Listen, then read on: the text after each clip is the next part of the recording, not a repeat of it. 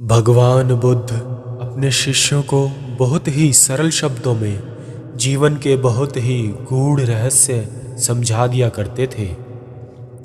उन्होंने बड़े बड़े महाज्ञानियों को भी अपने सत्य ज्ञान से ये महसूस कराया कि बुद्ध से मिलने से पहले वो जो कुछ भी जानते थे वो केवल एक भ्रम था, ज्ञान नहीं। आज हम आपको बुद्ध के जीवन की एक ऐसी ही सीख देने की कोशिश करेंगे जिससे आपके जीवन में बहुत ही बदलाव आ सकता है, परंतु शर्त यह है कि आपको इसे भली भांति अपने जीवन में उतारना होगा। महात्मा बुद्ध प्रवचन सभा में आकर मौन बैठ गए।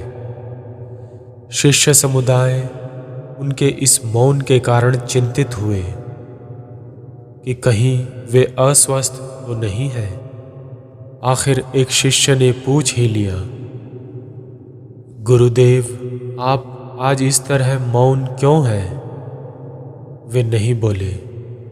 तो दूसरे शिष्य ने फिर पूछा, गुरुदेव, आप स्वस्थ तो हैं? बुद्ध फिर भी मौन ही बैठे रहे।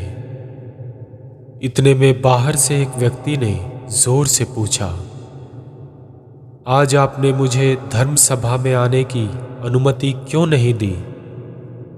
बुद्ध ने कोई उत्तर नहीं दिया और आंखें बंद कर ध्यान मग्न हो गए। वो बाहर खड़ा व्यक्ति और जोर से बोला, मुझे धर्म सभा में क्यों नहीं आने दिया जा रहा है? धर्म सभा में बैठे बुद्ध के शिष्यों में से एक ने उसका समर्थन करते हुए कहा, गुरुदेव, उसे धर्म सभा में आने की अनुमति प्रदान कीजिए। महात्मा बुद्ध ने आंखें खोली और बोले, नहीं, उसे अनुमति नहीं दी जा सकती क्योंकि वो अछूत है। अछूत? मगर क्यों? सारे शिष्य सुनकर आश्चर्य में पड़ गए कि भंते ये छुआछूत कब से मानने लग गए। महात्मा बुद्ध ने शिष्य समुदाय के मन के भावों को पढ़ते हुए कहा, हाँ, वो अछूत है। वो आज अपनी पत्नी से लड़कर आया है। क्रोध से जीवन की शांति भंग होती है। क्रोधी व्यक्ति मानसिक हिंसा करता है।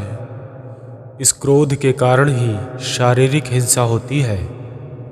क्रोध करने वाला अछूत होता है क्योंकि उसकी विचार तरंगें दूसरों को भी प्रभावित करती हैं। उसे आज धर्म सभा से बाहर ही रहना चाहिए।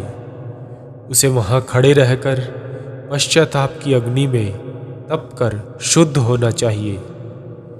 शिष्यगण समझ गए कि अस्पृश्यता क्या है और अछूत कौन है। उस व्यक्ति को भी बहुत पश्चाताप हुआ। उसने कभी भी क्रोध न करने का प्रण लिया। बुद्ध ने उसे धर्म सभा में आने की अनुमति प्रदान की। यदि आपको भगवान बुद्ध के जीवन से जुड़ी ये घटना शिक्षाप्रद लगी और आप ऐसी ही और घटनाओं का वर्णन भी सुनना चाहते हैं तो आप ज़्यादा से ज़्यादा हमें कमेंट्स में लिखें। हम उनके जीवन से जुड़ी एक सीरीज़ आप तक अवश्य लेकर आएंगे। धन्यवाद।